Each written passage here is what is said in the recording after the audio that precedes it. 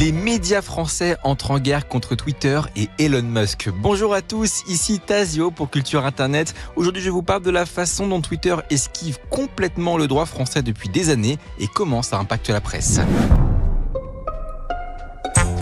Un affrontement entre la presse et Twitter se joue autour des droits voisins. Les droits voisins ont été instaurés par une directive européenne en 2019 et prolongent le droit d'auteur en obligeant les plateformes numériques à rémunérer les éditeurs de presse pour l'utilisation de leur contenu. L'objectif est clair, compenser les médias pour la diffusion de leurs articles, vidéos et photos qui génèrent du trafic et des revenus publicitaires pour les plateformes. Mais pourquoi cette législation est-elle nécessaire ?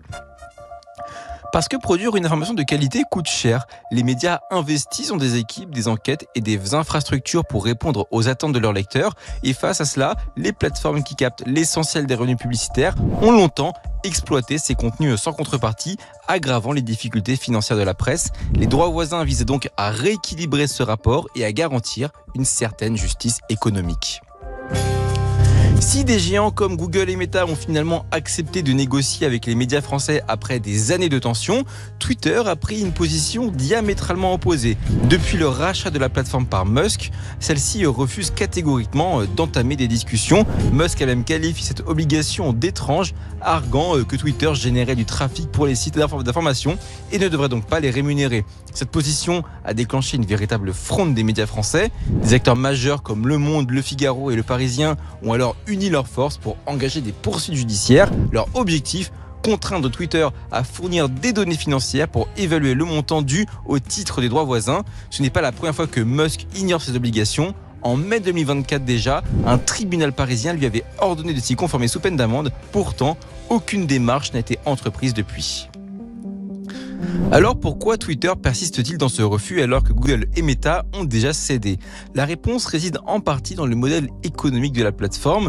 Contrairement à Google qui domine le marché de la recherche et peut difficilement se passer des contenus médiatiques, Twitter est une plateforme davantage centrée sur les interactions sociales et l'instantanéité.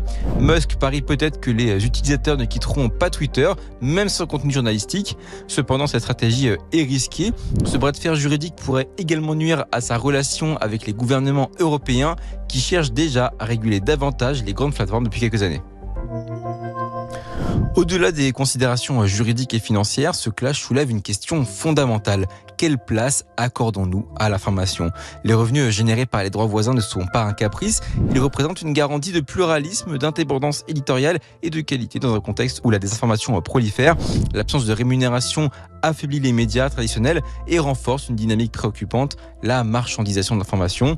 En captant l'attention des utilisateurs sans rétribuer les producteurs de contenu, les plateformes contribuent à un appauvrissement général de l'écosystème médiatique où seuls les contenus les plus sensationnalistes survivent. Cette affaire est aussi emblématique des tensions croissantes entre les producteurs de contenu et les géants du numérique. Depuis une décennie, les plateformes comme Twitter, Google et Meta ont redéfini la manière dont l'information est produite, partagée et consommée. Elles se présentent souvent comme de simples intermédiaires, mais leur rôle est bien plus central. Elles façonnent les discours, orientent les débats et captent l'essentiel de la valeur créée. En refusant de se conformer à la loi, Twitter pose un défi à l'autorité des régulateurs européens. Cette attitude reflète une vision très américaine de la régulation où les plateformes cherchent à minimiser leurs obligations tout en maximisant leurs profits. Mais elle montre aussi leurs limites parce que face à des médias unis et à une législation claire, même un géant comme Twitter peut être contraint de rendre des comptes. Ce conflit dépasse donc les cercles juridiques et économiques. Il touche à des enjeux cruciaux pour chaque citoyen, le droit à une information libre, diversifiée et de qualité. En soutenant les médias à travers les droits voisins, on protège non seulement leur indépendance, mais aussi notre accès à une information fiable dans un monde saturé de fake news. L'affaire Twitter versus la presse française est donc bien plus qu'un différend contractuel. C'est une lutte pour préserver un journalisme robuste, capable de jouer son rôle de contre-pouvoir dans une démocratie.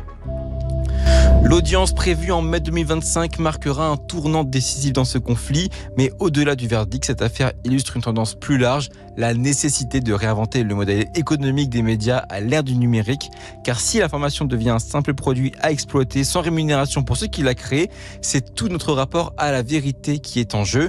À nous, citoyens, de rester vigilants et de soutenir ceux qui œuvrent chaque jour pour nous informer.